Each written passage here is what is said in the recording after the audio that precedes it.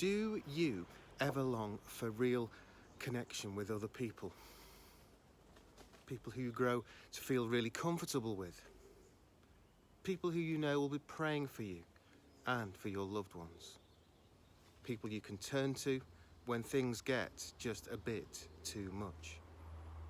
People who will help you grow in faith, hope, and love. The COVID-19 pandemic has meant much more isolation, more loneliness, and in fact more mental health problems than we've known ever before. Surely the church, the family of God here on earth, has something vital to offer here. Now sure, we aren't going to be able to meet in large groups for a while, possibly for quite some time, but that doesn't mean that we stop being the church.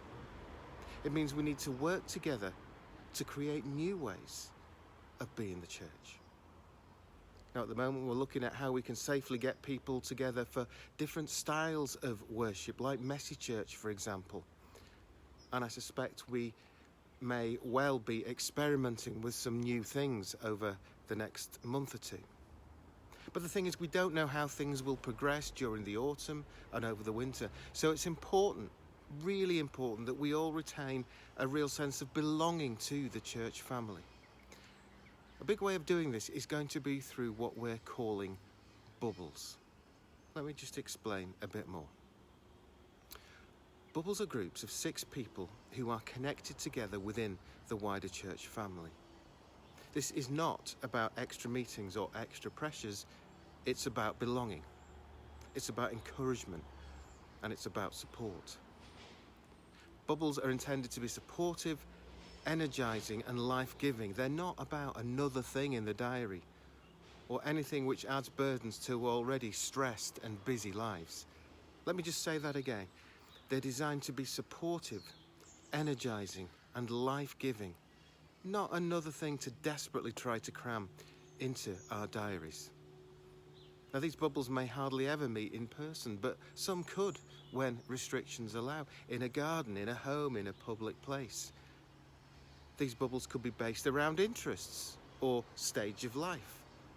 So for example, people could form a unit with other retired people, or with others with young children, or with others with older children, and so on. Or it could be much broader. I'm not going to dictate how this is going to work.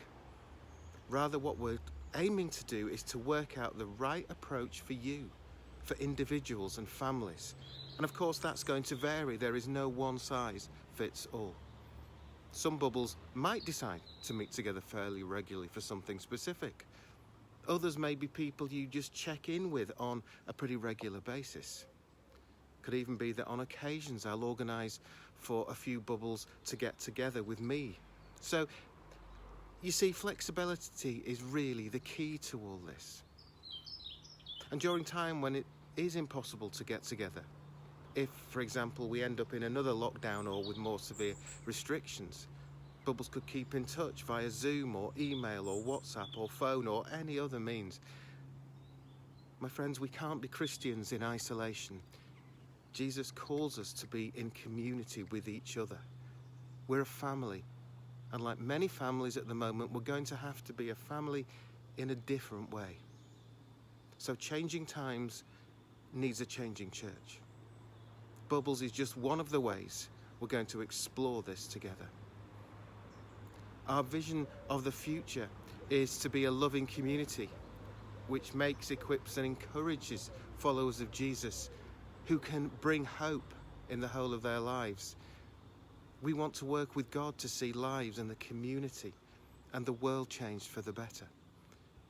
So let's play our part, however small, in building the church not only of tomorrow, but a church for such times as these strange ones we're living in. So chat with others. Come to me with your ideas of bubble groups, or contact me and I'll help you find one. Do take this seriously. Do pray about it. I really do need everyone to work with me on this one. So let's organise ourselves in a new way which will energise us all, provide support for us all, so that we can together bring hope into a world which just needs it so much.